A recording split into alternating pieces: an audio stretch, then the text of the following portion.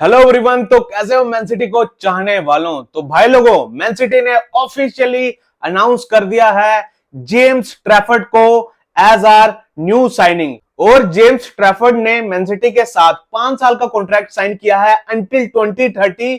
और भाई लोगों, ऑप्शन भी है फर्दर 1 और साल का एक्सटेंड करने के लिए अंटिल 2031। और मैन सिटी ट्रैफर्ड को शर्ट नंबर 1 देने वाली है। और टू बी ऑनेस्ट, मैं काफी ज्यादा खुश हूं कि अपना अकेडमी बॉय वापिस आ चुका है at our beautiful club. And हर फुटबॉल फैन चाहता है कि उसका अकेडमी का प्लेयर अच्छा करे विद हिज टीम। एंड भाई लोगों, हम सब मैन सिटी फैंस को भी यही उम्मीद रहेगी कि जेम्स ट्रैफर्ड मैन सिटी के साथ अच्छा करे और काफी ज्यादा ट्रॉफीज जीते।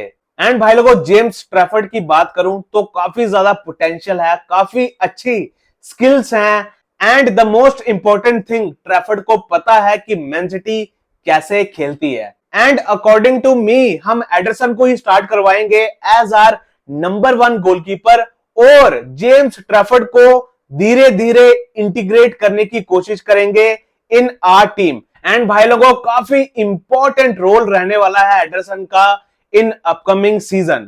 और टू बी ऑनेस्ट, हमें रश नहीं करना चाहिए ट्रैफर्ड के साथ और उसे धीरे धीरे इंटीग्रेट करना चाहिए इन आर टीम, ताकि ट्रैफर्ड पे ज्यादा प्रेशर ना हो। और हम बस यही उम्मीद करेंगे कि ट्रैफर्ड अच्छा करेगा और जल्दी से जल्दी अपना नंबर 1 गोलकीपर बनेगा। ऑल्दो लास्ट सीजन ट्रैफर्ड काफी अच्छा खेला था इन चैंपियनशिप, लेकिन भाई लोगों, प्रीमियर लीग का अलग प्रेशर होता है, तो ट्रैफर्ड को थोड़ा टाइम लगेगा डेवलप करने के लिए इन आर टीम। तो मैं होप करूंगा कि हम ट्रैफर्ड पे एज ए फैंस ज्यादा प्रेशर नहीं डालेंगे और जैसा एडरसन के साथ हमने किया, इतनी ज्यादा हेट देके वो चीज हम ट्रैफर्ड के साथ नहीं करेंगे। बिकॉज ट्रैफर्ड भी थोड़ा टाइम लेगा और वो भी मिस्टेक्स करेगा, लेकिन हमें as a Man City fans उस पर प्रेशर नहीं डालना है और उसको हेट देने की कोशिश नहीं करनी है।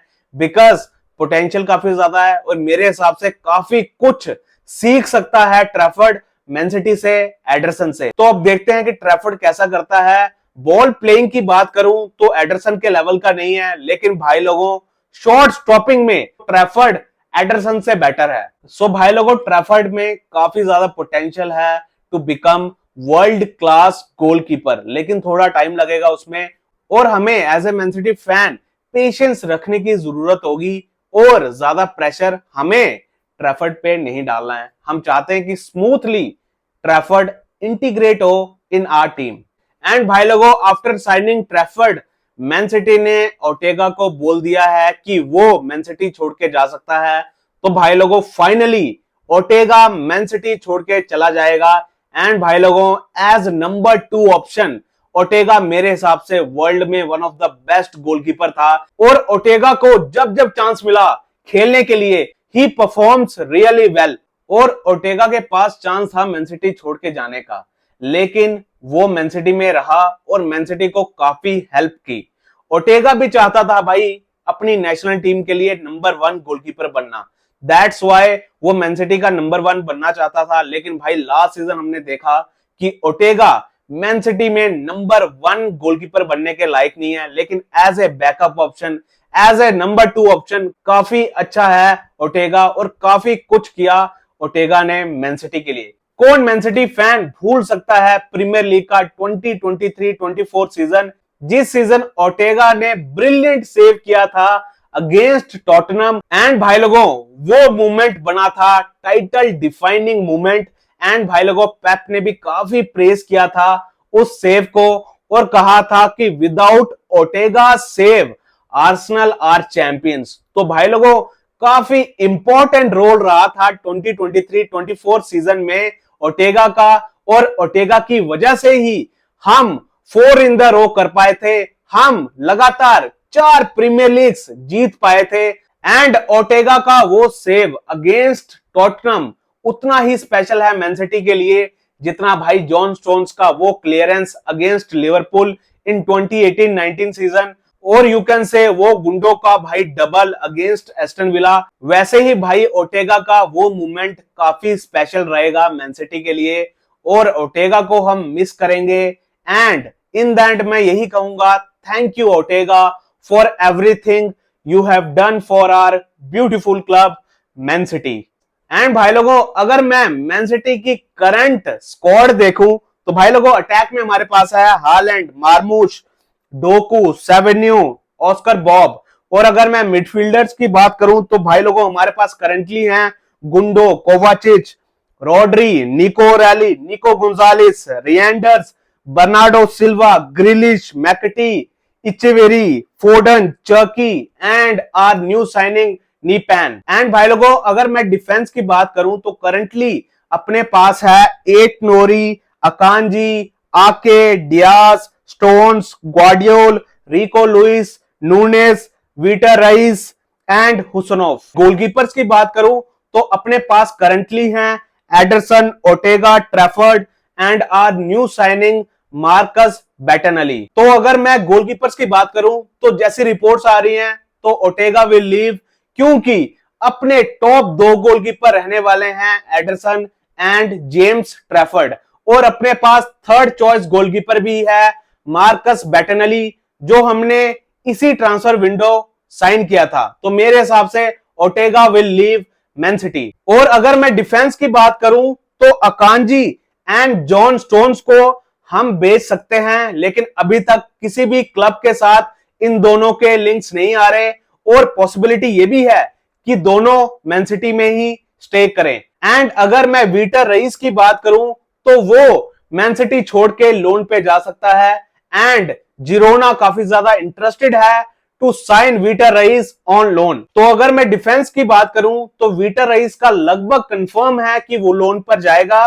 तो अब देखते हैं कि अकांजी और जॉन स्टोन्स को हम बेचते हैं या वो मैन सिटी में रहते हैं। एंड अगर मैं मैन सिटी के मिडफील्डर्स की बात करूं तो गुंडो छोड़ के जा सकता है, और गुंडो के पहले लिंक्स भी आ रहे थे टर्किश क्लब गैलेटासराय के साथ, लेकिन अभी तक कोई भी कंफर्मेशन नहीं आई है। और चांस इस बात का भी है कि गुंडो मैन सिटी फर्दर एक सीजन के लिए स्टे कर सकता है और नेक्स्ट सीजन फ्री में जा सकता है। तो अब देखते हैं कि गुंडो रहता है मैन सिटी या हम गुंडो को सेल कर देते हैं। और दूसरा मिडफील्डर जो मैन सिटी छोड़ के जा सकता है वो है कोवाचिच, लेकिन जैसा कि आपको पता है कि कोवाचिच इंजर्ड है, और कोवाचिच कब इंजरी से वापस आएगा इसके रिगार्डिंग कुछ पता नहीं। अगर कोवाचिच फिट हो जाता है ट्रांसफर विंडो क्लोज होने से पहले तो शायद हम कोवाचिच को सेल कर सकते हैं। एंड भाई लोगों, मिडफील्डर्स में ग्रिलिश भी मैन सिटी को छोड़ के जा सकता है, लेकिन मैन सिटी उसको परमानेंटली सेल करना चाहती है,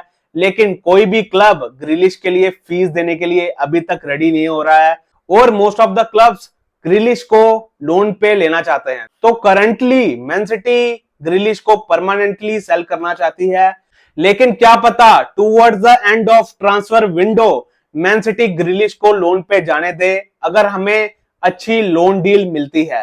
एंड भाई लोगों, मैकटी के भी काफी ज्यादा चांसेस हैं मैन सिटी छोड़ के जाने के। एंड नॉटिंघम फॉरेस्ट ने 25 मिलियन पाउंड्स की बिड भी की थी फॉर मैकटी, लेकिन मैन सिटी ने रिजेक्ट कर दी, बिकॉज मैन सिटी चाहती है 42.5 मिलियन पाउंड्स फॉर मैकटी, उतने ही पैसे जितने हमने कोल पाल्मर के लिए थे फ्रॉम चेल्सी। तो भाई लोगों, अगर मैकटी के लिए हमें अच्छा ऑफर मिल जाता है तो मैकटी मैन सिटी छोड़ के चले जाएगा, वरना मैकटी भी मैन सिटी रुक सकता है। लेकिन मेरे हिसाब से अगर मैकटी रुकता है मैन सिटी तो भाई मुश्किल है कि उसको गेम टाइम मिलेगा।